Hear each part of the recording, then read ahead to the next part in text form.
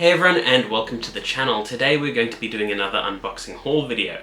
Now, I would have had this video out earlier, but at the time of recording I heard the unfortunate passing of Akira Toriyama, the creator of Dragon Ball, Dr. Slump, and several other properties, as well as the lead artist for the Dragon Quest franchise, among others, and just an incredibly powerful influence on the entire medium of manga, anime, and gaming.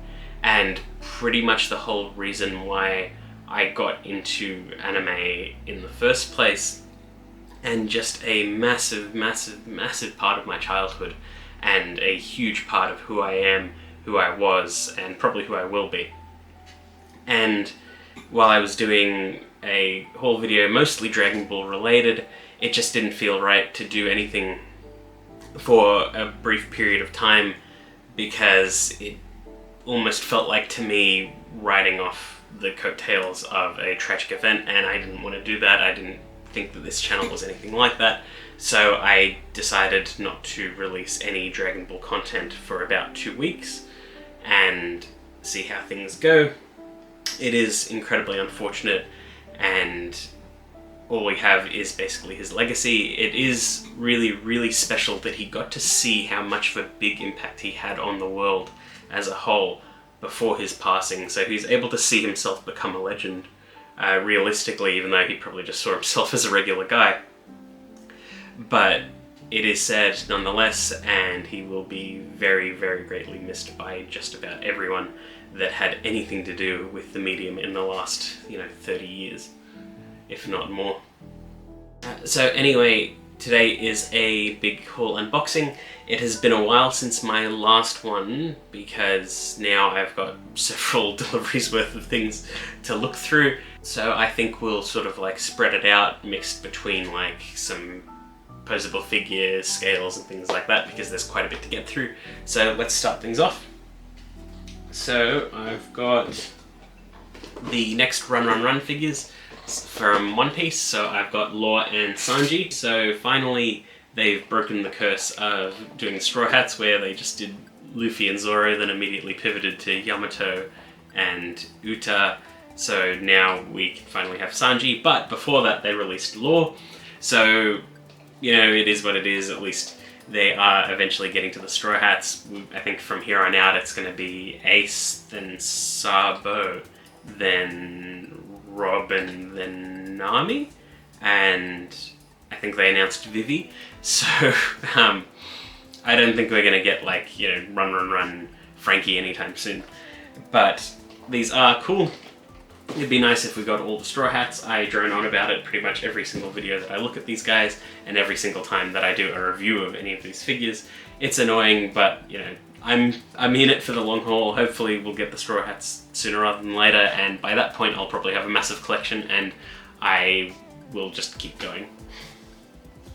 And moving right along, so the next thing, it's this sort of very simple white premium box. I didn't really realize what it was at first until I pulled it out. I almost forgot that I ordered this, but I think it was because of the major, was it 25th anniversary of One Piece this year? So it's a framed image. Well, not necessarily a framed image, it's actually a series of pins of all the Straw Hats in the shape of the actual Straw Hat. It's got Oda's signature in the corner, as well as the One Piece logo.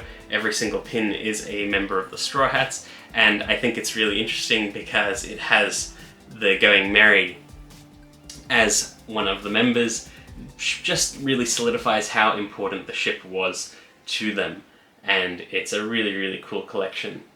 And I think it's really nice, just going to be set up behind some figures.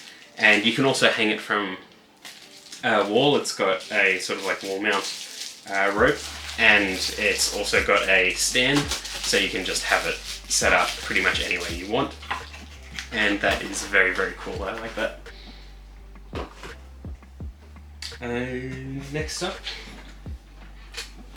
I've got a new Figuarts Zero. So the Figuarts Zero line, I haven't really looked at them that much on this channel, but effectively the SH Figuarts, the posable figures, are about roughly 1/12 scale action figures, and it's pretty much that same sort of concept and scale, but as static statues. So they're smaller than regular scale figures, but the main thing that Figuarts Zero tries to do is cool effect and sort of almost mini dioramas.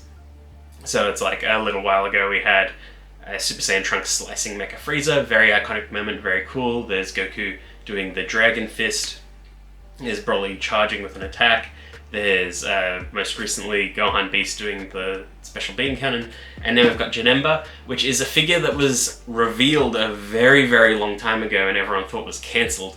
But then they reconfirmed the release and then release date and pricing. And so it's actually pretty damn cool that it actually came out. Janemba is a very cool and very short-lived villain because it is a movie villain. But was really cool that it was sort of set after Buu, so you got to see Goku and Vegeta sort of go all out, and it was the first appearance and non-canon appearance of Gogeta.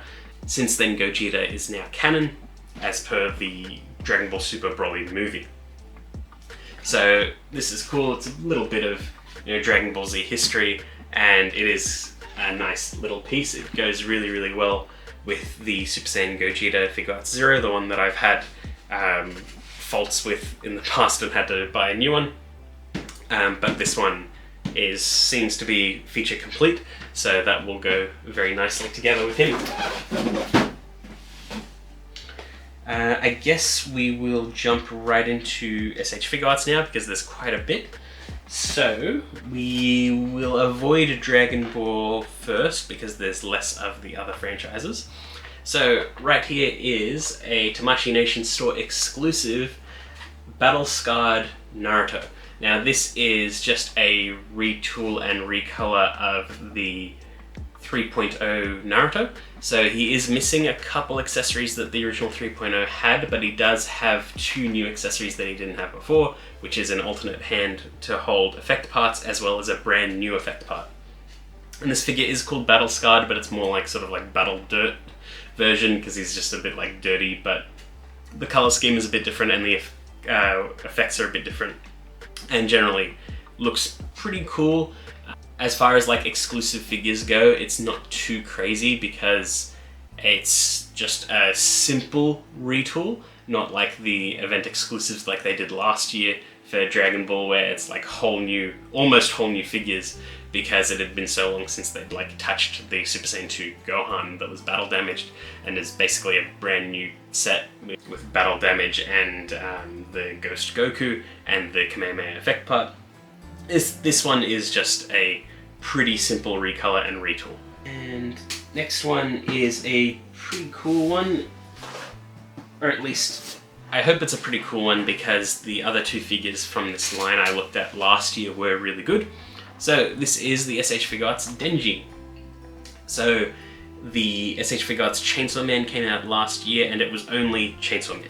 He couldn't swap parts to become Denji like the Figma can, but he was at a cheaper price point and had really good articulation, had blood on the chainsaws, and was just generally a really rock solid figure and a good way to sort of sound the horn that SH Figuarts were really like attacking Figma in terms of like brand awareness, articulation, characters and IP growth.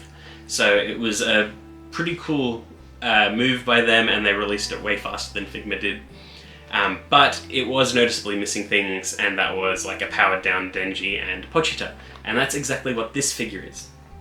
Now there is a little bit of discourse about it of, oh, why get the SH Figuarts when you can get the Figma and have the options? Well, if you buy the SH Figuarts of both, which will realistically cost about the same as the Figma or a bit more, you get two whole figures out of it. So this is powered down Denji. He comes with pretty much everything you need. Ripcord, multiple faces, Pochita, multiple faces for Pochita, and that's pretty much it. I did hear that the articulation was tweaked just a little bit based on the feedback of the Chainsaw Man Denji. So we'll see how that goes. If it's anything like the Power and Denji, it'll at least pose really, really good and feel really, really good. And now the last non-Dragon Ball SH Figuarts. Well, technically it's an SH Figuarts of the day. It's an SH Monster Arts. This is the Blue Eyes White Dragon. Now, I've never had an SH Monster Arts figure before, so I'm not really sure about sort of like the standard or the quality control on them, but this is the first Yu-Gi-Oh! One they've ever done to my knowledge, and they are doing a Red Eyes Black Dragon later this year. Really big box, really cool looking figure, and so large that it needs a stand and 3 arms to hold it up. But it comes with a really cool effect piece, which is, I think, Burst Stream of Destruction, if I'm remembering my Yu-Gi-Oh! Correct. But it's Blue Eyes White Dragon, it's anime accurate as far as I can tell, and looks really, really cool. Blue Eyes is one of my favorite monsters in Yu-Gi-Oh! I had a Blue Eyes deck for a very, very, very long time, especially when there was getting more support for the Dark Side of Dimensions movie.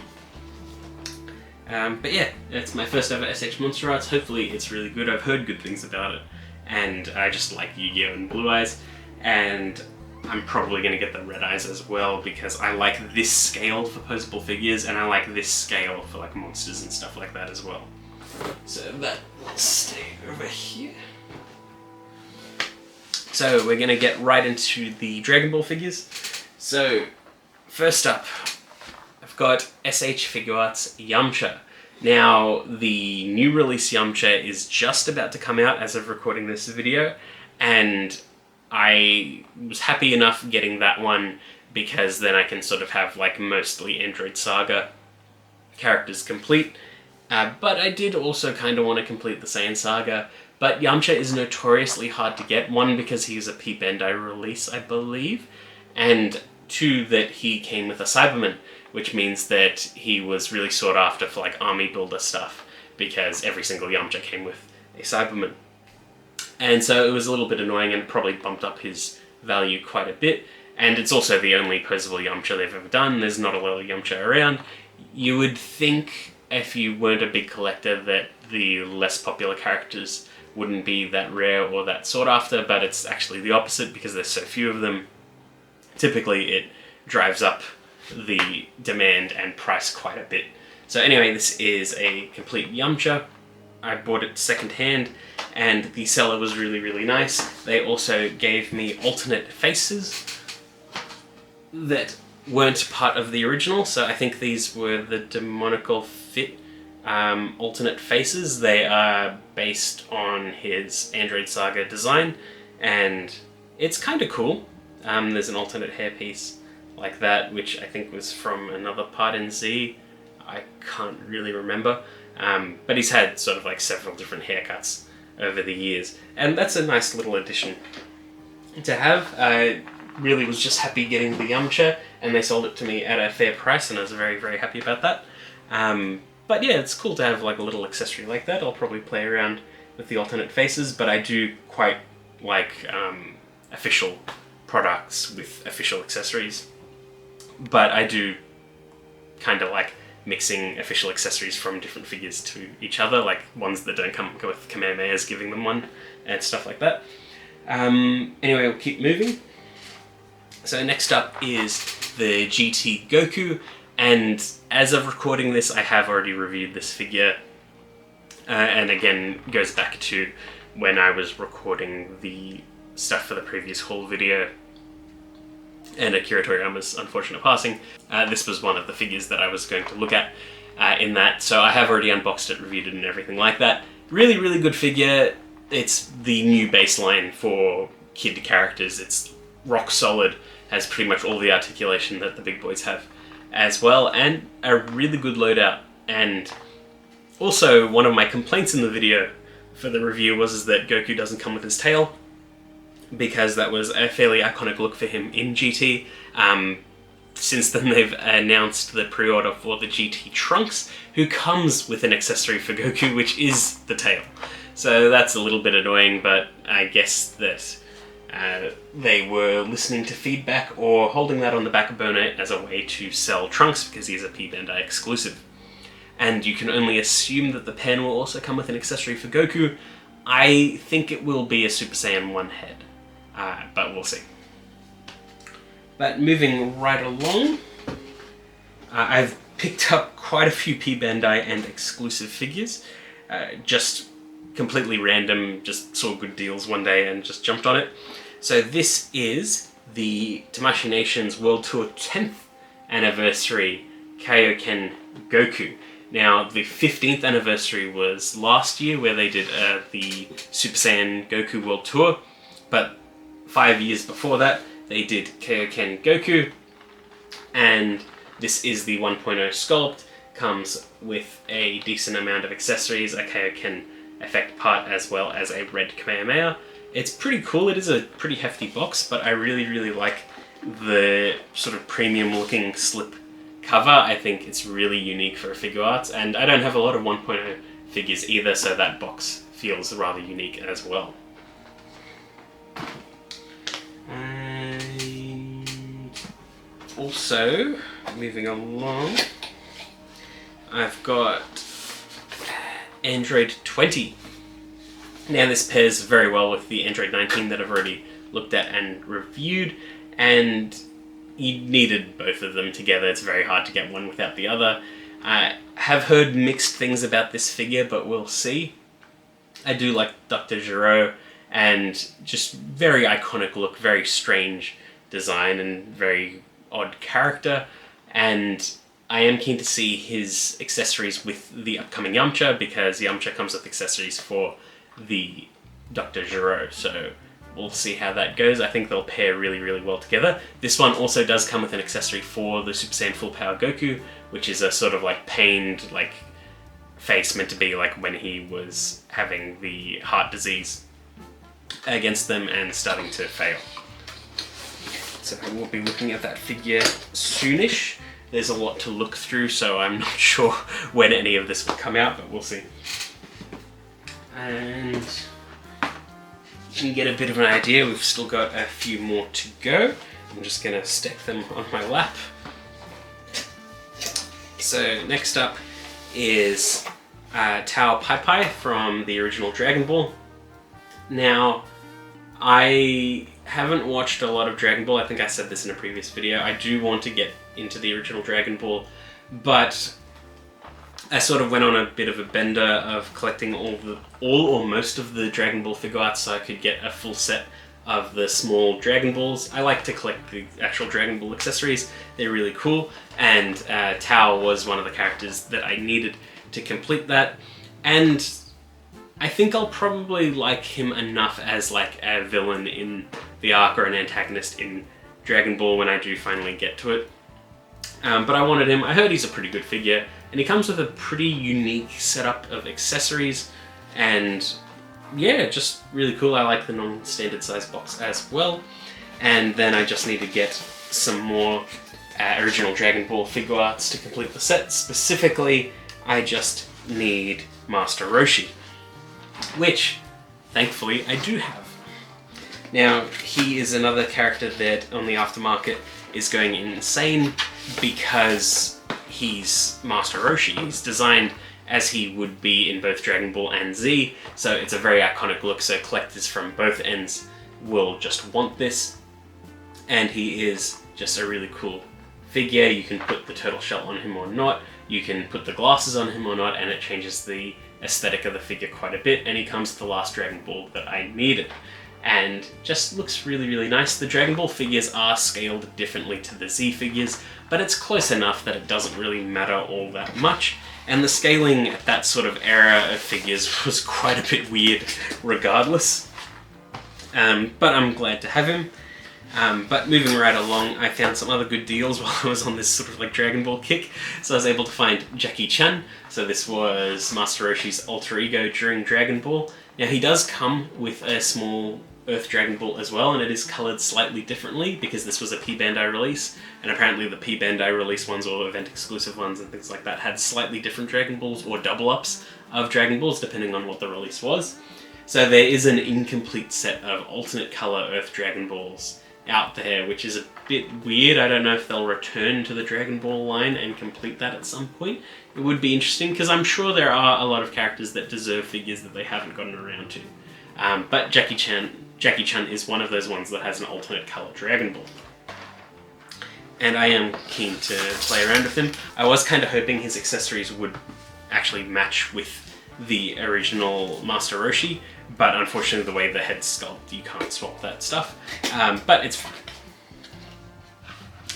Now, the last Dragon Ball figure I got is Goku Kid Era The Adventure Begins. Now this is Goku in his very first appearance in Dragon Ball, where he had a blue outfit instead of a red outfit. And it's not really as iconic as his red, because the red's way more iconic from Z, but it is still cool nonetheless. To my knowledge, they've done 2 releases of this. One was an event exclusive for like New York Comic Con or San Diego Comic Con or something like that, and the other one was a P Bandai release in Japan, and the boxes look different, but they are the exact same figure. It's a similar thing like they did with the Ultra Instinct Omen Goku. But yeah, this is Goku from his first appearance. Accessories are quite a bit different to the original Kid Era Goku because he doesn't come with the Nimbus. But generally he is a pretty cool figure. It's pretty similar, I think, loadout wise to the Innocent Challenger one they did last year. But I think that it's cool to have. I did want original colors Goku because I think that's quite iconic, because I watched a good chunk of the start of original Dragon Ball, and that's how I remember Goku appearing at first. Now I've got 3 more figures for SH Figuarts and then 2 more scales. Like I said, this is a big unboxing video because I was going to divide it before, but you know, whatever, I've gone through it before. Anyway, I got the event exclusive Ultra Instinct Goku. It's signed Goku, not Omen. Anyway, this is the one that I was just talking about, where they did a re-release in Japan, where it's the exact same figure, just different box design. Some people have said that there is a slight difference in like the hair color or something like that. I won't know until I compare the 2 directly, but part of the reason why I grabbed this was because I've been trying to complete my set of original Dragon Ball Figuarts, where I didn't have that many at first, honestly. But at some point I decided to sell them all, and I got out of the hobby entirely, and then due to random circumstances lining up, I got back into the hobby so hard that I had so many other figures that I'd never had before, had no interest in getting before. I've just suddenly got them. And I'm so deep into the hole that I'm like, I might as well complete the original set that I had. And event exclusive Goku was one of those. It was the only event exclusive figure I had. And I don't know how I got it originally, but I had him, and it's a bit of a shame this box isn't as perfect as it could be, but I'm just happy to have him back in the collection. I'm only a couple figures missing from the original set, which is, I think it was the first Figuarts Piccolo, the first Figuarts Super Saiyan Goku, and the 2.0 Super Saiyan Vegeta, and the armored Trunks that came with him, with the swappable heads between powered down and normal. And I think that's it for the figures I originally had. And then anything else I get is like new for me. But yeah, that's a cool little like feather in my cap that I finally tracked him down at not an insane price, and I think that's because he doesn't have the shipper box, and the box itself isn't in the best condition, but he's content complete and he looks nice. Now, the other one. Event exclusive Super Saiyan 2 Goku. This figure, its very existence annoys me, because as far as I know, event exclusive figures are almost always repaints or slight retools of pre-existing characters, more often than not just repaints. So it's like the event exclusive Piccolos, Gohans, things like that. They're all recolors and things like that. Last year's Super Saiyan 2 Gohan and Goku, those are still retools of old ones. They're pretty massive retools, but they are still retools. And the only time they've really broken this rule was for this figure, because they haven't done Super Saiyan 2 Goku any other time except for an event exclusive figure. And that's frustrating. If it was just like a Super Saiyan Goku or a level 3 Goku or something like that with the new charged aura effect part, that'd be fine. But no, it's Super Saiyan 2 Goku. The only time they've done him. I can only imagine that somewhere down the line they're going to release that same figure by itself like they did the Kaioken Blue Goku, but there's no hint of that, so at this time this is the only way to get Super Saiyan 2 Goku, and it's from a 2022 event, and that's stupid, but it is a cool figure.